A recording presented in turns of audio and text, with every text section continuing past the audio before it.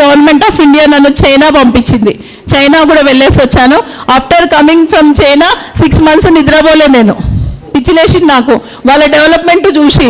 వాళ్ళు మనకన్నా తర్వాత స్వాతంత్రం వచ్చింది, మనకన్నా జనాభా ఎక్కువ ఉన్నారు, కానీ వాళ్ళు మనలాగా లేజీ కాదు. They work hard. వచ్చినాక బుక్ రాసా నేను, లెసన్స్ ఫ్రమ్ చైనా అని.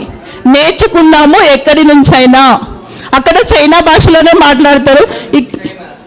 లెసన్స్ ఫ్రమ్ చైనా, నేర్చుకుందాం ఎక్కడి నుంచి అయినా.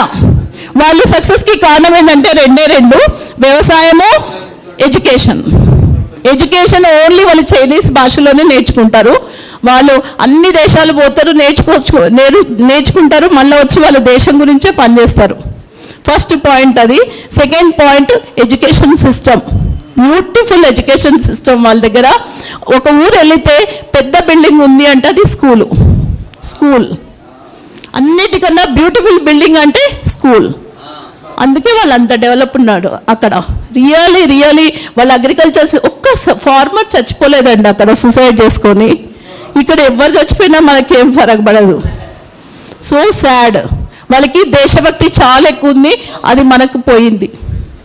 That is the difference what I learn. అది 6 months వెళ్ళి మళ్ళీ నేను ఆ బుక్ను రిలీజ్ చేసి వచ్చిన. చైనా గవర్నమెంట్ ఆ బుక్ను మళ్ళీ ప్రింట్ చేసుకుంది. చూడండి, ఒక ఇండియన్ ఉమెన్ వాళ్ళ దేశం గురించి రాసింది అని. They felt so happy.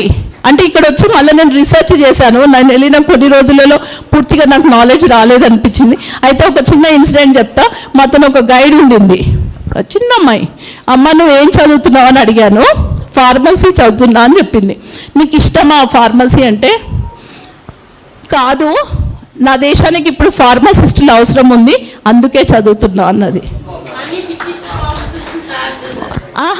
అక్కడ పాయింట్ మీరు చూడండి. నాకైతే I felt so shame.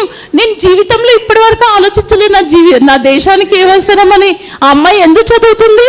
Because there country need pharmacist. So she studying pharmacy. అసలు ఆ థాట్ ప్రాసెసింగ్ ఉందా ఇండియాలో? పిల్లలు పుట్టాలి, ఒకళ్ళని డాక్టర్ చేయాలి, ఒకళ్ళని ఇంజనీర్ చేయాలి, అమెరికా పంపించాలి, అయిపోయి మనం వెళ్ళి ఓల్డ్ ఏజ్ హోమ్లలో ఉండాలి, లేదా ఆ సెంట్రల్ జైళ్ళల్లో ఉండాలి. సెంట్రల్ జైలు ఏవి తెలుసా మీకు?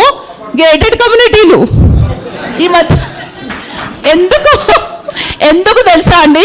తాత ముత్తాతలు సంపాదించిన ఎకరాల భూమిని అమ్మేసి ఊర్లలో ఉండలేక వచ్చి కోట్లు పెట్టి అవి గేటెడ్ కమ్యూనిటీలు కొంటున్నా. ఆడ ఫస్ట్ వాచ్మెన్ గాడే లోపల రానియడు మనల్ని. అది సెంట్రల్ జైలు కాకపోతే ఇంకేంది? ఐ ఫీల్ ఇట్ అసలు అనిపిస్తుంది. ఎందుకంటే ఈ థాట్ ప్రాసెసింగ్ నాకు కూడా లేదు ముందు. ఎప్పుడైతే I went back to village, I have respect to the farmers. ఏం కష్టం అండి అసలు. అది పడితే తెలుస్తుంది పంట పండించడానికి వాళ్ళు ఎంత కష్టపడితే. మనము ఈరోజు కూడా నేను చూసిన చాలామంది అన్నం కూరలు అన్నీ వేసేసేస్తున్నారు. అది పండిస్తే తెలుస్తుంది. నేను ఇప్పుడు పండిస్తున్నా కాబట్టి తెలుస్తుంది నాకు కూడా బాధ, కష్టము, ఆ పెయిన్. మనం అందుకే అంటున్నాను, అందరూ ఈ 50+ వాళ్ళందరూ ఇటు ఉండొద్దు హైదరాబాద్లో. సారీ. Thank you.